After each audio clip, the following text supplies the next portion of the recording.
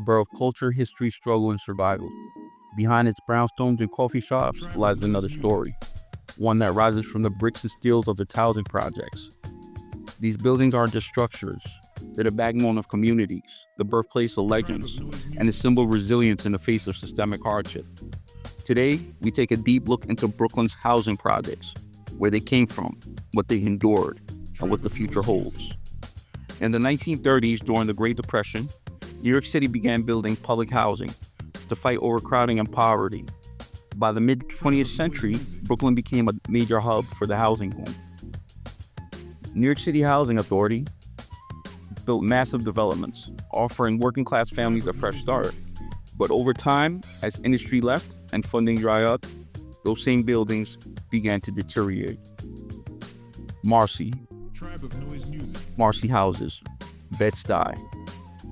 Marcy is one of the most recognized housing projects in the U.S., largely thanks to business entrepreneur and rapper mogul Jay-Z, who grew up there. But its real legacy is in the generations of Black families that have called it home in decades of neglect and change. Red Hook. Red Hook houses are Brooklyn's largest project. After Hurricane Sandy in 2012, the damage exposed how vulnerable New York City housing developments really are. It's now the site of massive climate resilience rebuild. Brownsville houses. Brownsville. In Brownsville, public housing isn't the exception, it's the rule. Projects like Brownsville, Van Dyke, and Howard houses form the backbone of the neighborhood. Sumner houses, Bed-Stuy and Bushwick. Sumner sits at the edge of gentrification, where luxury condos meet neglected towers, a sharp contrast of community caught in the middle. Cypress Hills houses, East New York.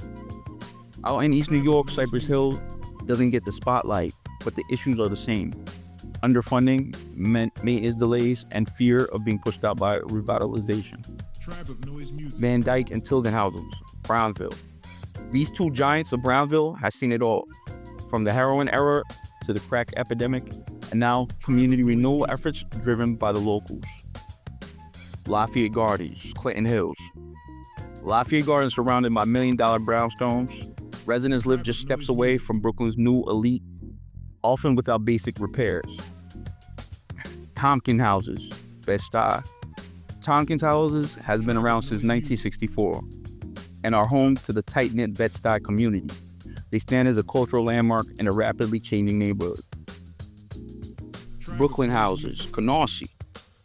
Brooklyn is facing New York City Housing RAD program, a public-private conversion that could change how it's managed.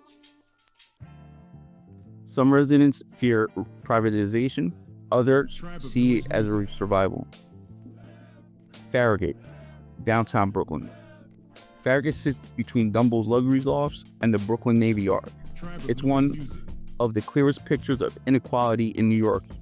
High-rises without heat besides other things that are unmanageable. Ingersoll and Whitman houses, Fort Greene. In Fort Greene, these historic New York City housing buildings are now surrounded by art spaces and high-end shops. Yet inside, families deal with mold, aging pipes, and the fight to stay. Glenwood houses, Flatlands. Glenwood is one of New York City's houses' better maintained sites. It shows what's possible when funding and management align, given in the public housing world. Bushwick houses, Bushwick houses sits in one of the most gentrified areas of Brooklyn. For longtime residents, the question isn't whether change is coming, it's whether they'll survive it. Pink houses, East New York. Pink houses are often portrayed in the media for the wrong reasons.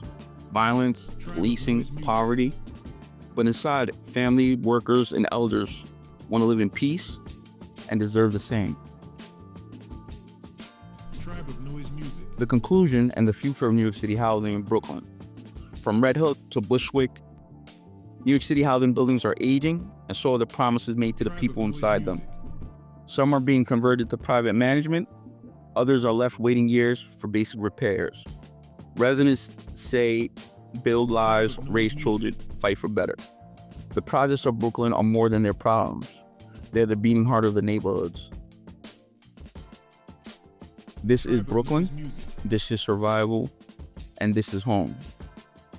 These are the beating heart of the neighborhoods, the soul of the working class, and the legacy of New York. Tribe of Noise Music. Brooklyn.